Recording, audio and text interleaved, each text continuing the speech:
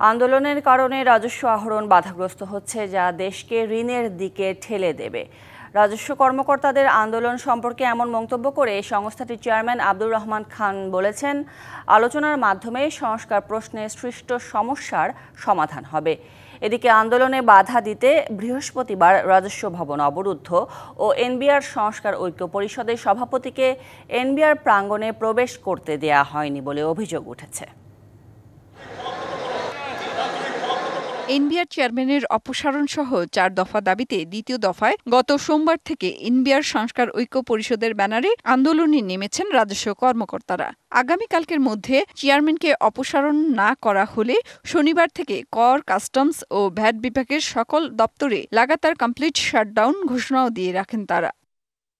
তবে চলমান অবস্থান ও কলম বিরতির মধ্যেই বৃহস্পতিবার আইন শৃঙ্খলা বাহিনীর সহায়তায় এনবিআর অবরুদ্ধ রাখার অভিযোগ করেন আন্দোলনকারীরা। এনবিআর সংস্কার ঐক্য পরিষদের সভাপতিকে এনবিআর প্রাঙ্গণে প্রবেশে বাধা দেওয়ার অভিযোগ উঠেছে। আপনারা দেখেছেন আমরা শান্তিপূর্ণভাবে প্রতিদিন আমাদের দাবি দেওয়া উপস্থাপন করছি। আজকে যে ন্যাক্কারজনক ঘটনা ঘটেছে, উনি পতনের আগে মানুষ যেটা করে এই ফ্যাসিস্ট আচরণ উনি করেছেন।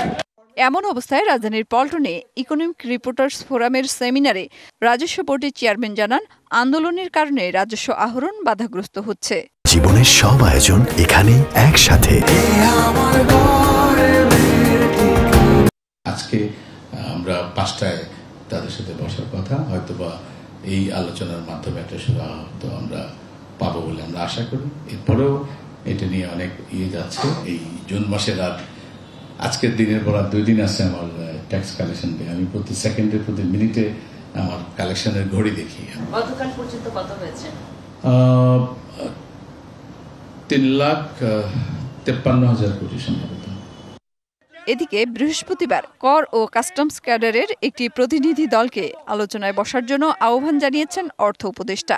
অর্থ উপদেষ্টার কার্যালয়ে বিকেলে বৈঠক হওয়ার কথা রয়েছে, যদিও ওই বৈঠকে অংশ নিতে অস্বীকৃতি জানিয়েছেন আন্দোলনকারীরা। মেহের মনি, ডিবিসি নিউজ, ঢাকা।